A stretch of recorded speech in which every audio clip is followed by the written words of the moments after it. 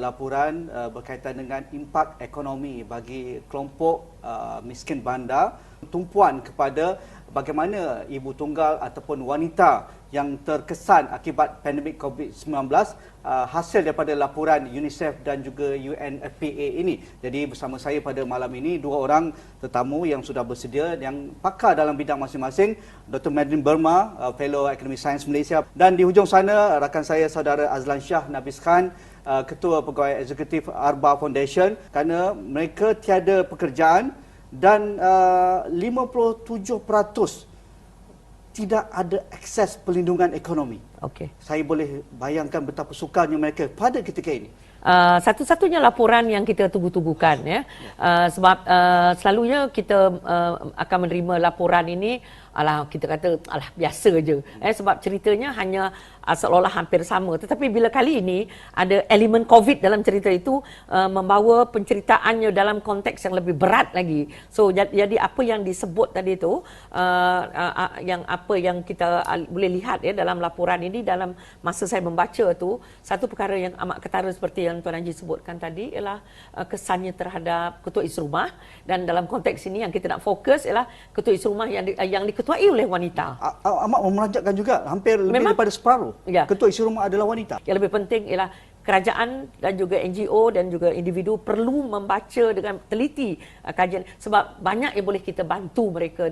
Kalau kita boleh lihat sejenak ke belakang, pada 2018 apabila keluar laporan UNICEF daripada tim yang sama bertajuk Children Without, pada ketika itu anak-anak dan wanita yang berada di kawasan PPR ini sudah menunjukkan keadaan yang membimbangkan. Kebantutan 1 daripada 5 kanak-kanak.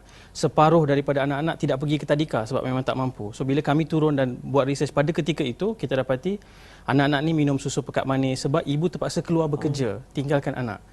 So bila kita masuk ke dalam tempoh COVID ini, kami mula berfikir laporan ini tentu akan membawa dapatan yang lebih membimbangkan. Kita jumpa ramai ibu-ibu yang berada dalam tekanan yang sangat tinggi.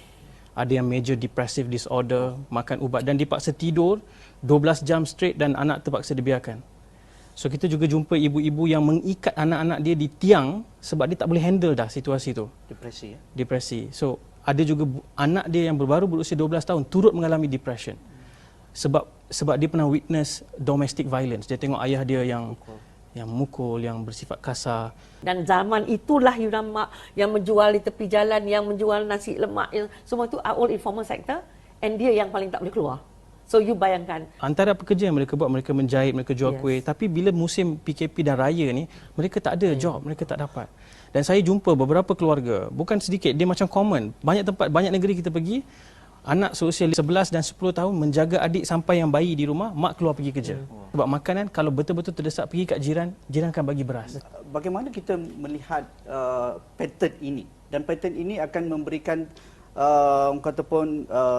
rantaian yang lebih buruk kalau kita tidak memberi satu mitigasi yang segera. Kalau kita lihat dapatan ini, ketua keluarga hilang kerja, sisi rumah terpaksa berjimat cermat dan hanya makan Maggi telur sebagai coping mechanism. Betul. Bagaimana nak menyelesaikan masalah ni? Mungkin you cannot solve it completely, tetapi kita boleh, macam istilah digunakan mitigasi, kita dalam bahasa Inggeris you alleviate saja, you tidak akan hapuskan, sebab kemiskinan itu tidak boleh dihapuskan. Jadi COVID ini menunjukkan kepada kita banyak perkara-perkara yang ada kelemahan dalam cara kita mendangani. Tadi bila saya dengan saudara Azlan berbincang dengan saya, kami di Suhakam, kami ada beberapa webinar berbincang dengan NGO. I tell you, I am so full of praises of the NGOs. We call them the third sector now. Dulu dia just kalau ada tak apa, ada kalau tak ada. So they are very important now. Kerana mereka lah orang yang betul-betul sampai ke bawah. Sebab the new poor are very different. The new poor is not like the poor yang kita tahu dulu. Kami sekarang we call them the vulnerable poor, the hardcore poor. Itu hardcore poor yang dululah. Sebab kita tengok just pendapatan. Sekarang is about well-being. Mental health kita tak tengok lagi. So benda-benda begini. Assalamualaikum warahmatullahi wabarakatuh. Hi guys. So selamat datang ke YouTube channel kami. So hari ini kami dari pihak Yayasan Pilar, kami orang akan mula lawatan mengejut kepada peniaga yang kami orang dapat info dari viewers, yang kami orang dapat info dari netizen, yang kami orang dapat info dari followers kami orang. Ada certain peniaga tu yang mana-mana susah. So, perjalanan kami orang tu ambil masa sebab kami orang dari Sentubong, daripada Pila Foundation ataupun Yayasan Pila pergi ke Samarinda, Samarahat. So stay tuned. So dah ada volunteer. Hi. So stay tuned guys.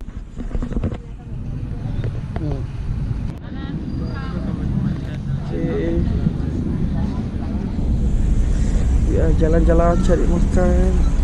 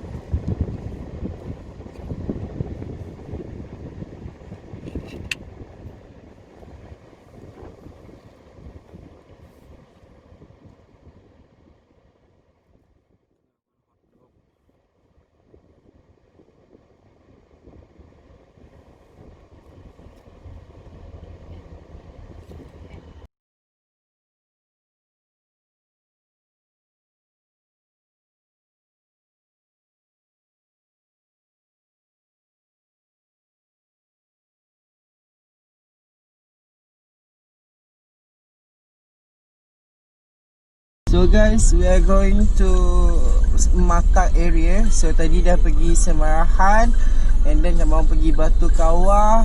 Banyaklah tempat kami orang dah pergi. Semarahan, Samarinda, Batu Kawah. So kini tu kami orang tengah ngecek di area Matang untuk mencari peniaga. So memang kami orang banyak pergi tempat tu, banyak peniaga yang terkesan lah. So yang di viral-viral orang kami orang nangga, kami orang dah tanya tu, memangnya banyak close shop lah. Tutup. Oh.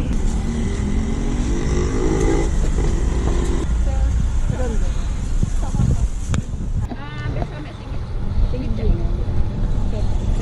So, you can see not much. Yes. Tok kita ambil dari orang ke kak? Iyalah singgit, jangan ambil singgit. Sikit salah maksud saya. Okey. Usaha ya.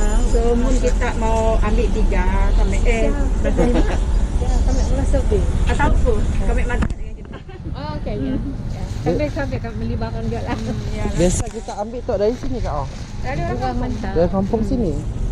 Kami ambil ni area Batu Kawah. Batu Kawah. Bukan kampung saya lah, orang lain. Orang hantar ni. Saya tahu. Misal kita yang berjual Kalau Jen pun kita nak punya hantar 10 hari. Kita jual 10 dia bawa dapat. Tak bawa dapat.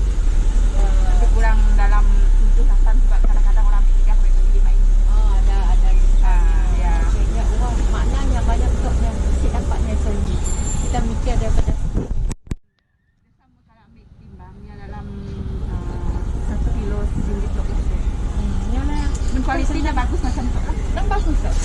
Tapi kita langgar pakai orang masuk hutan tepi-tepi sungai. Ya. Senang tak? Bukan senang ya. Ya, kira aja bagi risiko sudah iya juga. Yalah. Susah lah. Itu aja.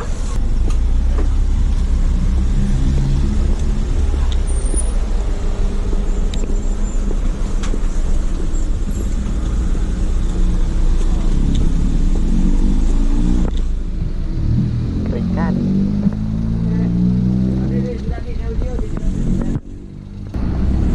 So we're going to make a site survey also. Kita akan keluar. Yalah. Keluar nak makan. Yalah, agak-agak weekend macam tu.